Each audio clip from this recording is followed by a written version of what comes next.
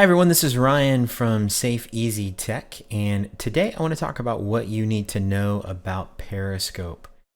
It is an up and coming app that you can get on your phone and watch it kind of briefly on your computer. We're going to get into that here in just a second, but just to kind of run through the basics real quick. So it is called Periscope. It's owned by Twitter, which we actually have a video about Twitter as well. They were bought a while back. It was a startup company by a couple of guys, got bought out by Twitter, and is now being developed by them.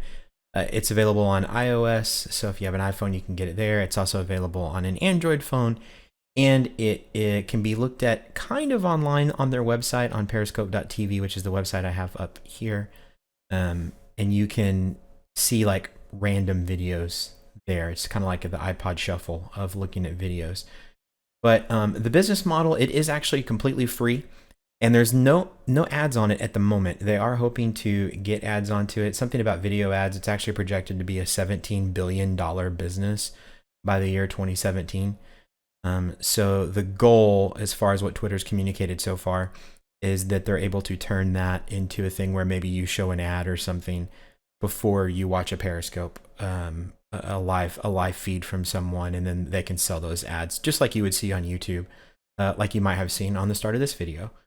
So that's kind of their long-term plan. As far as the app itself goes, if we just dive really quickly into safety and security, so it is a live program. I mean, you can see just kind of looking through it here, there's a couple different ways you can look at it. If you follow people on the Periscope app, it'll pop up a notification and show you, or on the main page, it'll actually show you if any of them are live at the moment. The other way you can look at it is to just hit the global list, and it'll show you every feed that's currently going on. Or you can flip it over to a map view, and you can look at feeds just from wherever you want to look. So you pick a country, and if you want to see who's talking in that country, what they're looking at, then you can click on that person.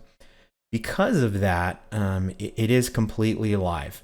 So one thing I will say is there's a lot of really good reports from people about how fast Periscope is about catching inappropriate content or content that violates their terms of service. But it does take them some time to catch that. So I would say at this point it's really important because it is live. So someone can make an account, they can get on, they can put literally anything they want. And the Periscope people may catch it, it may get reported. And they may be able to shut down and ban the account, but best case scenario, that's going to take a few minutes for them to be able to do that. And in that time, there's no telling what that user may have shown. And they can also just create a new account with another email address or phone number, and they can come back on and do it again. So it's not a foolproof system at the moment. There's actually been some controversy with Periscope because a lot of people were streaming like the Game of Thrones series premiere that came on HBO. They were actually showing it on their Periscope accounts, which HBO is a paid service. So obviously HBO was not too happy about that.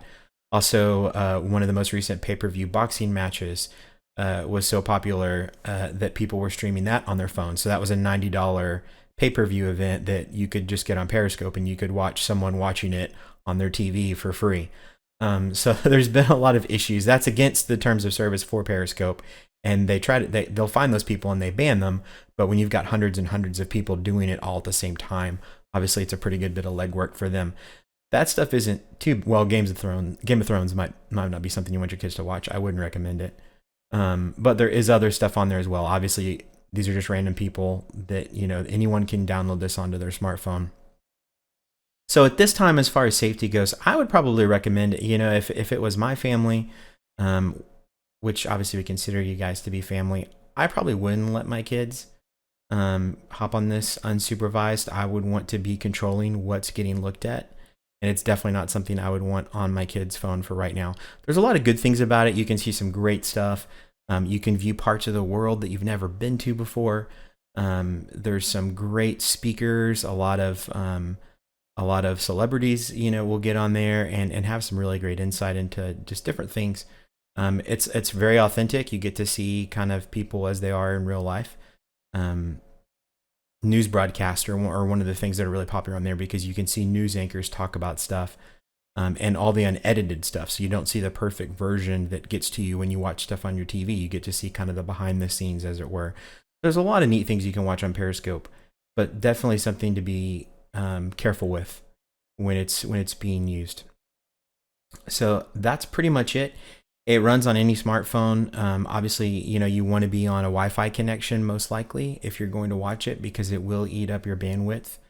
It's not a huge bandwidth killer, not as much as like watching Netflix or YouTube would be, because a lot of times the person that's streaming, they're limited on their end, so it's a lower quality of video than what you would typically see when you're watching a recorded video service.